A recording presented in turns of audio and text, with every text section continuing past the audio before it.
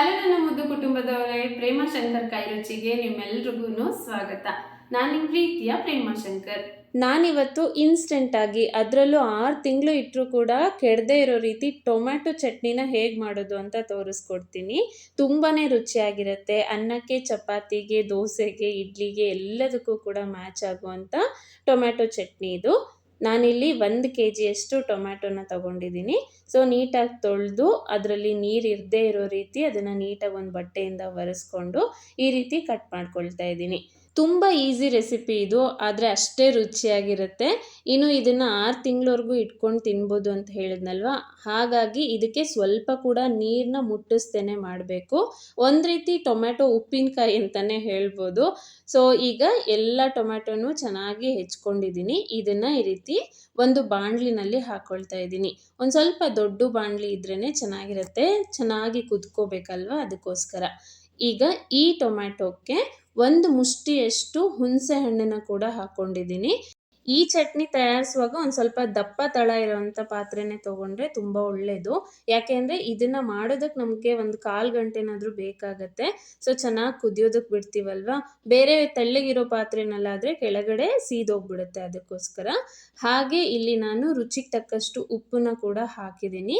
ಈ ಹುಣಸೆ ಹಣ್ಣು, ಉಪ್ಪು ಮತ್ತು ಟೊಮ್ಯಾಟೊ ಈ 3 ಹಾಕಿ ಈ ರೀತಿ ಇದನ್ನು ಒಂದು 10 ನಿಮಿಷದವರೆಗೂ ಬೇಯಿಸ್ಕೋಬೇಕು. ಮುಚ್ಚಳನ ಮುಚ್ಚಿಟ್ಟು ಹಾಗೆ 10 ನಿಮಿಷ ಬಿಡಬೇಡಿ, ಯಾಕೆಂದರೆ ಮಧ್ಯದಲ್ಲಿ ಇದನ್ನು ಕೈ ಆಡ್ತಾ ಇರಬೇಕು. ಕೈ ಆಡದೇ ಇದ್ದರೆ ತಳ ಸೀದೋಗ್ಬಿಡುತ್ತೆ. ಈ ಟೊಮ್ಯಾಟೊನಲ್ಲಿರುವಂಥ ನೀರಿನಂಶ ಪೂರ್ತಿಯಾಗಿ ಹೋಗಬೇಕು, ಅಲ್ಲಿವರೆಗೂ ಇದನ್ನು ಚೆನ್ನಾಗಿ ಕುದಿಸ್ಕೋಬೇಕು. ಈಗ ನೋಡ್ತಾ ಇದ್ದೀರಲ್ವ, ಈ ರೀತಿ ಅದು ಆಗಬೇಕು. ಈ ರೀತಿ ಆದಮೇಲೆ ಗ್ಯಾಸ್ನ ಆಫ್ ಮಾಡಿ ಒಂದು 5 ನಿಮಿಷ ತಣ್ಣಗಾಗೋದಕ್ಕೆ ಬಿಟ್ಟು ಇದನ್ನೆಲ್ಲ ಒಂದು ಮಿಕ್ಸಿ ಜಾರಿಗೆ ಹಾಕ್ಕೊಂಡು ಒಂದು ಸ್ವಲ್ಪ ತರಿಯಾಗಿ ಇದನ್ನು ರುಬ್ಕೋಬೇಕು. ಪೂರ್ತಿ ನುಣ್ಣಗೆ ರುಬ್ಬೋ ಅವಶ್ಯಕತೆ ಇಲ್ಲ. ತಿನ್ನುವಾಗ ಬಾಯಲ್ಲಿ ಟೊಮ್ಯಾಟೊ ಸ್ವಲ್ಪ ಸಿಕ್ಕರೆ ರುಚಿ ತುಂಬಾ ಚೆನ್ನಾಗಿ ಅನಿಸುತ್ತೆ.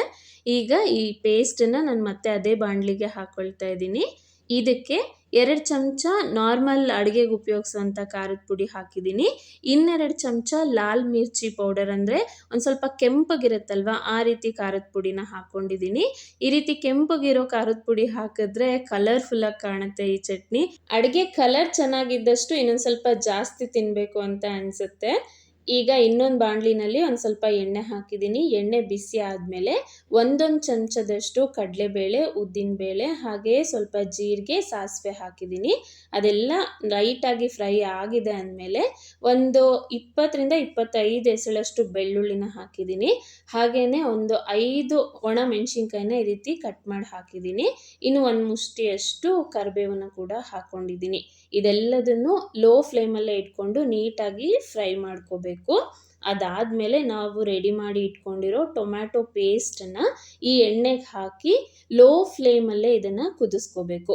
ಚೆನ್ನಾಗಿ ಇದು ಕುದ್ದಷ್ಟು ರುಚಿ ಚೆನ್ನಾಗಿರುತ್ತೆ. ಹಾಗೆ ಇದನ್ನು ನಾವು ಜಾಸ್ತಿ ದಿನ ಇಟ್ಕೊಂಡು ತಿನ್ನೋದ್ರಿಂದ ಇದಕ್ಕೊಂದು ಸ್ವಲ್ಪ ಎಣ್ಣೆ ಜಾಸ್ತಿ ಇದ್ದಷ್ಟು ರುಚಿನೂ ಚೆನ್ನಾಗಿರುತ್ತೆ.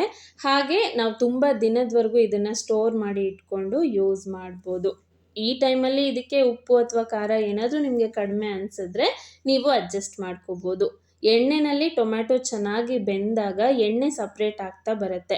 ಆಗ ನಮ್ಮ ಈ ಇನ್ಸ್ಟೆಂಟ್ ಟೊಮ್ಯಾಟೊ ಚಟ್ನಿ ಪರ್ಫೆಕ್ಟಾಗಿ ರೆಡಿಯಾಗಿರುತ್ತೆ. ಇದನ್ನು ನೀವು ಒಂದು ಏರ್ ಟೈಟ್ ಕಂಟೈನರ್, ಅಂದರೆ ಗಾಳಿ ಆಡದೇ ಇರೋವಂಥ ಬಾಕ್ಸಲ್ಲಿ ಹಾಕಿ ಇಟ್ಟರೆ 6 ತಿಂಗಳವರೆಗೂ ಇಟ್ಕೊಂಡು ಉಪಯೋಗಿಸ್ಬೋದು. ಹೇಗಿತ್ತು ರೆಸಿಪಿ? ಖಂಡಿತ ನಿಮ್ಮೆಲ್ರಿಗೂ ಇಷ್ಟ ಆಗಿದೆ ಅಂತ ಅಂದ್ಕೊಳ್ತೀನಿ. ಸೊ ನೀವು ಕೂಡ ನಿಮ್ಮ ಮನೆಯಲ್ಲಿ ಈ ರೆಸಿಪಿನ ಟ್ರೈ ಮಾಡಿ, ಹಾಗೆ ರುಚಿ ಹೇಗೆ ಬಂತು ಅಂತ ನನಗೆ ತಪ್ಪದೆ ಕಮೆಂಟ್ ಮಾಡಿ. ನಿಮ್ಮ ಬ್ಯೂಟಿಫುಲ್ ಕಮೆಂಟ್ಗೋಸ್ಕರ ನಾನು ವೆಯ್ಟ್ ಮಾಡ್ತಾ ಇರ್ತೀನಿ. ಹಾಗೆ ಈ ರೆಸಿಪಿ ವಿಡಿಯೋ ನಿಮಗೆ ಇಷ್ಟ ಆಗಿದ್ರೆ ಲೈಕ್ ಮಾಡಿ. ಇನ್ನು ನಿಮ್ಮ ಫ್ರೆಂಡ್ಸ್ ಮತ್ತು ಫ್ಯಾಮಿಲಿ ಮೆಂಬರ್ಸ್ ಜೊತೆ ಕೂಡ ಈ ವಿಡಿಯೋನ ಶೇರ್ ಮಾಡಬಹುದು. ಹಾಗೆ ಫಸ್ಟ್ ಟೈಮ್ ನೀವು ನನ್ನ ಚಾನಲ್ ವಿಡಿಯೋ ನೋಡ್ತಾ ಇದ್ರೆ ಪ್ಲೀಸ್ ಈ ಚಾನಲ್ನ ಸಬ್ಸ್ಕ್ರೈಬ್ ಮಾಡ್ಕೊಳ್ಳಿ. ಸಿಗ್ತೀನಿ ಮತ್ತೊಂದು ಹೊಸ ರುಚಿ ಜೊತೆ. ಅಲ್ಲಿವರೆಗೂ ಪ್ರೀತಿಯಿಂದ ಖುಷಿಯಾಗಿ ಅಡುಗೆ ಮಾಡ್ತಾ ಇರಿ. ಖಂಡಿತ ಎಲ್ರಿಗೂ ಇಷ್ಟ ಆಗುತ್ತೆ. ಬಾಯ್ ಬಾಯ್.